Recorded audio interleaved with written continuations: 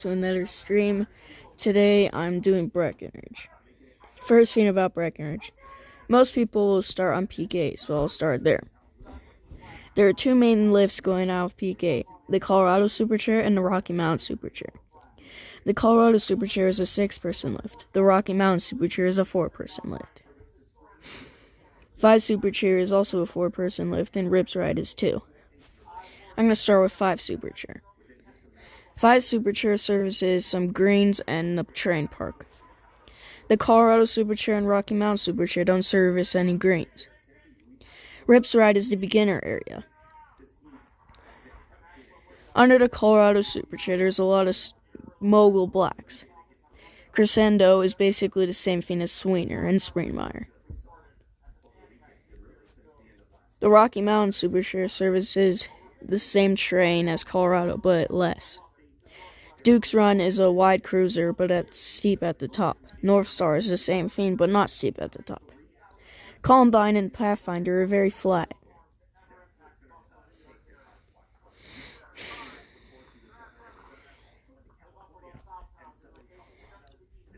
Down here is where most people park, the Breckenridge Gondola. Take this up, don't get off here. You can choose to get off at Peak 6, 7, or 8.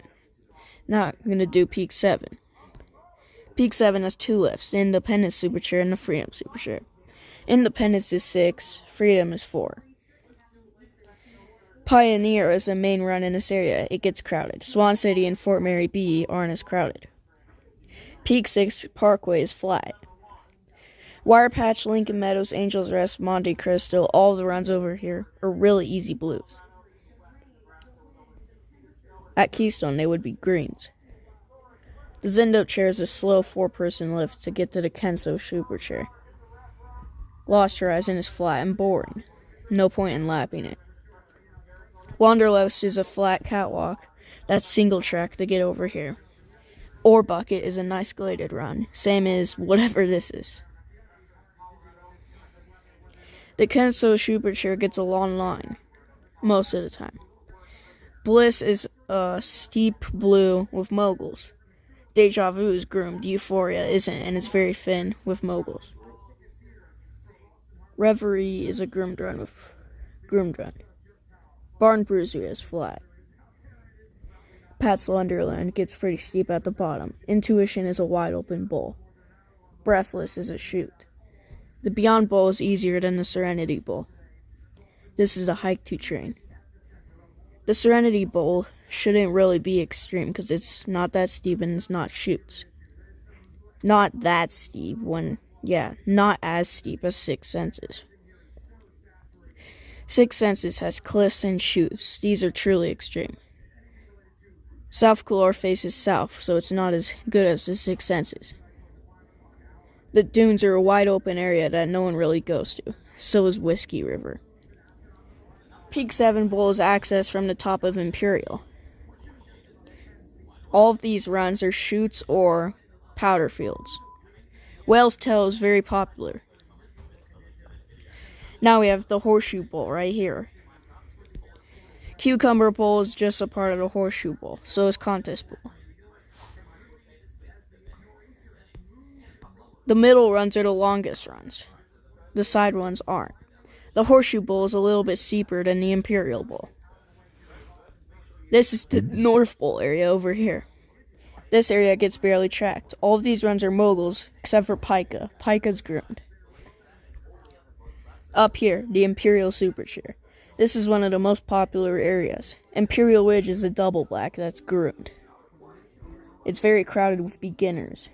Alpine Alley is a groomed black. The Imperial Bowl is moguls and double black because it's very exposed and it gets steep at the top.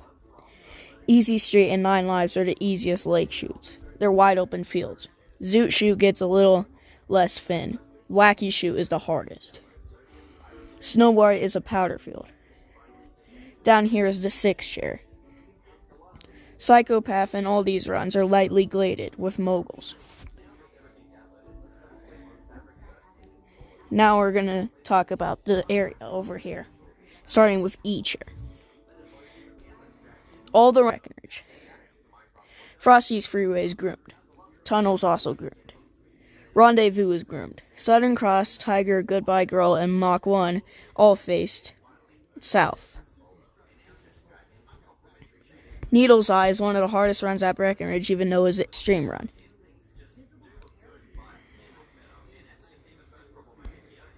Peak 8 transfer is just a transfer. This is the Peak 8 Super Connect. It's how you get to Peak 8 from Peak 9. Now I'm going to talk about over here. Gondola ski vac and lower 4 o'clock take you to the gondola. Lowest 4 o'clock takes you into town. The snowflake lift has a weird turn through it. Crosscut is a blue over there. Snowflake is a green. Here's the Adder Base area, Peak 9, and Beaver Run. Quicksilver Superchair gets really crowded in the beginning of the day. A chair is a very underutilized lift. No one uses this. This lift will be removed or replaced in a few years. And this area has a mid-station.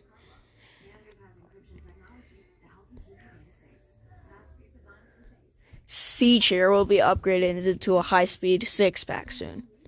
So E chair is going to be a high-speed quad, and 6 chair is going to be a high-speed quad also. They're also putting in a gondola down here. Beaver Run is another way to get out of the base, but there's no green runs from the top of Beaver Run. Same with Peak 9 blues and blacks. American, Peerless, and Volunteer are pretty easy blacks that are groomed. Gold King and Lower Peerless are the hardest blues on Peak 9, but they're not that hard. All these blues are really mellow cruisers. Cashier and Bonanza are slow zones. Lower American takes you back to the Mercury Superchair. Little Burn is just a small area. Now we have Peak 10. Double Jack, Cimarron, Centennial, and Crystal and Bronc are usually groomed.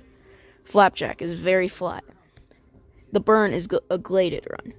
Spitfire and Corsair and Grits are moguls.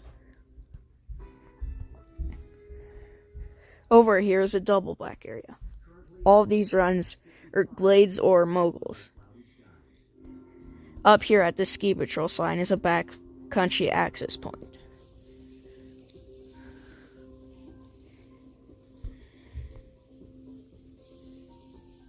Days of very crowds. The North Pole. Why can't I zoom in? The North Pole.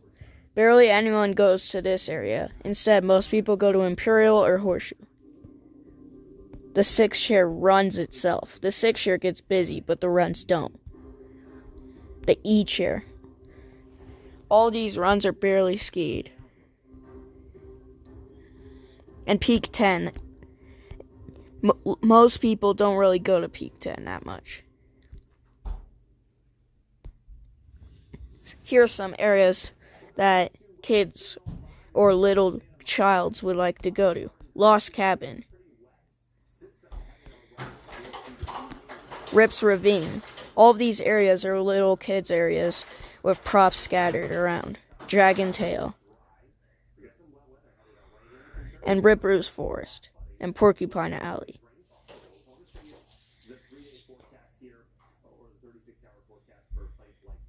That's all for a guide to Breckenridge.